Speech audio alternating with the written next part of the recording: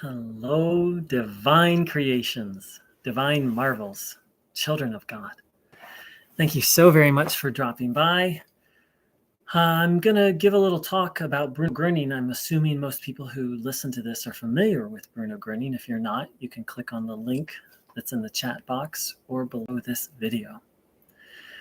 So it is the evening of May 30th as I'm making this, and it's Bruno's birthday. Bruno once said that he was born in the middle of the night, so that no one really knew if his real birthday was the 30th or the 31st. So it kind of feels appropriate to be making a video late at night. It's 11 p.m. here. And who knows if he was born on the 30th or 31st. In some ways, that's not maybe so important. So oftentimes on this day, I really spend the day in deep contemplation and extra Einstellung.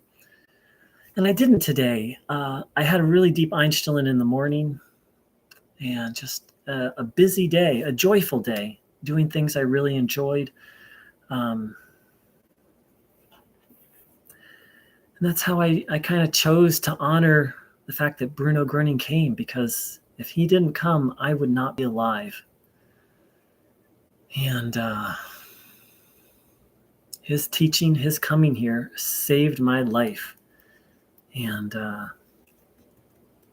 I'm sure that there are literally thousands, if not tens of thousands of people alive today who could and would say the exact same thing. And of course, throughout the last, 50, 70 years, there are probably tens of thousands of people who would say the same thing, and probably hundreds of thousands of people who would say that Bruno Groening and his teaching completely changed the direction of their lives. I know he did for me. I was a complete agnostic before Bruno Groening, which meant I didn't believe or disbelieve in a higher power. I just thought, we'll never know. And now higher power, God, source, is just a fact for me. I can't not believe. I can't not believe. I wouldn't even say I believe. I would just say I know or I trust. So much less saving my life, Bruno Groening completely changed my view of reality and my understanding of the meaning of life. So, one thing that's really been on my mind today is just how personal Bruno Groening's coming feels to me. He has helped me so much that I sometimes think, and I know it's not true, but it's more like I sometimes feel, I'm like, Bruno, did you come here just to help me? And I know that's not true, but the level of help, the level of impact, the level of meaning that I have experienced, it feels so personal. It feels so, I don't know that I have the words, it feels so specific to me. And of course, all the other tens and hundreds of thousands of people who've been helped by Bruno. At this point, I would wager a guess we're talking 250,000 people at least who've been deeply impacted by this one person. I'm sure that the many people who've been deeply impacted would say the same thing, that it feels so personal, that it feels like, when you have a really good friend and they get you and they understand and you have inside jokes and it just feels very personal. Well, that's how all the help and the guidance that I've received from Bruno Groening feels, that it's like it's so appropriate to me.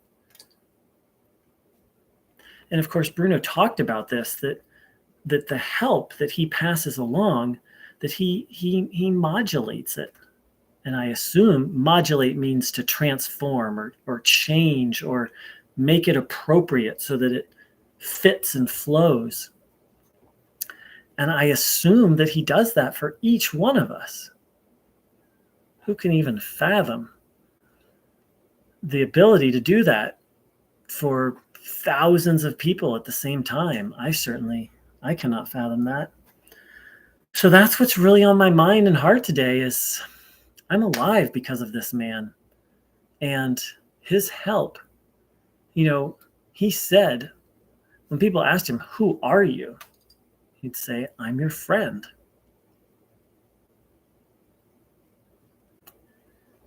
And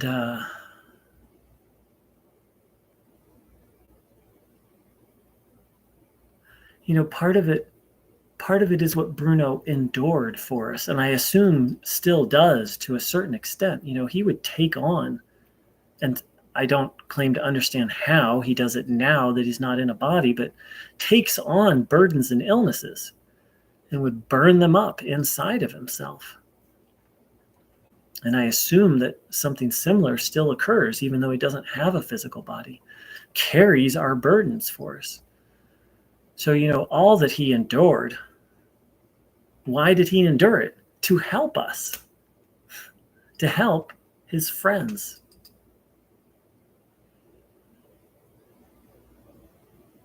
And so I don't say the things I said before about how personal it feels. I don't mean that to mean that I'm special. What I mean is that for each one of us, Bruno helps each one of us individually. It's not a relationship in the normal sense of the word, because I can't sit down and have tea with Bruno Groening.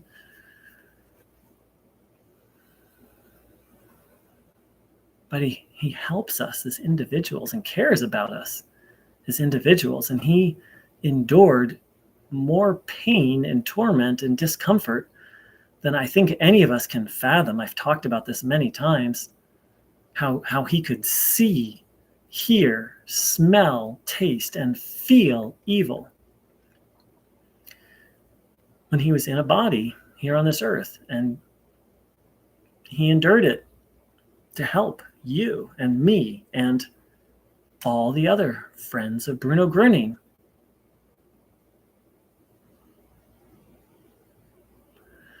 So that's what's on my mind and heart today.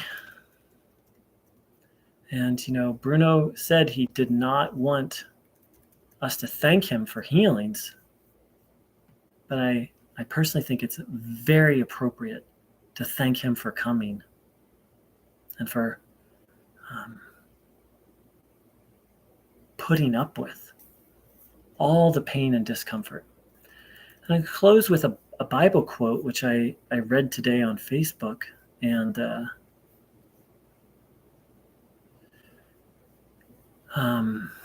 I can't find it now. But it was something along the line. It's a line from the Bible, and it's something along the lines of, there's no truer test of love than laying down your life for someone else. And Bruno Groening just didn't lay down his life for us. He endured a lot of pain and discomfort and suffering for us. I don't say that so that we feel guilty, because he chose to do it. He wanted to do it.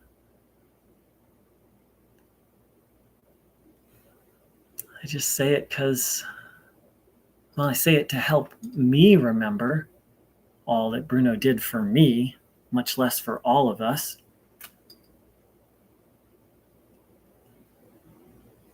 But I guess I also talk about these things as a way of thanking Bruno Groening for coming. Because my understanding is he didn't need to come. The mystery of being a human being, like why we came here,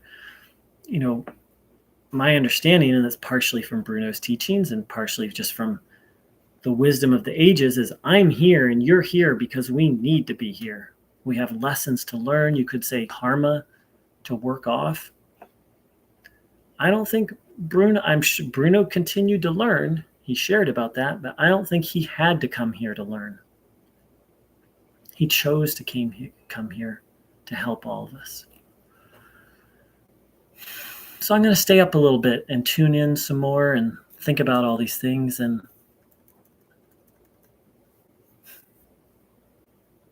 also just be grateful that I have one more day of life. Thanks to this man he seized me. I was such an agnostic, such a skeptic. I wasn't an atheist. I didn't say there is no God, but I was always questioning. I would never accept as truth the idea that there is a higher power. But I was open to it. I think Bruno waited until I was open to it. Desperation made me open, as it does for many people, I think. And he grabbed hold of me, and to this day, I feel that he won't let go. So, thank you so very much for joining in, and to our dear friend Bruno Groening, thank you so very much for coming and enduring all that you did. I wish everyone a blessed day, and I wish Bruno Groening a very, very happy birthday. Thank you for joining in.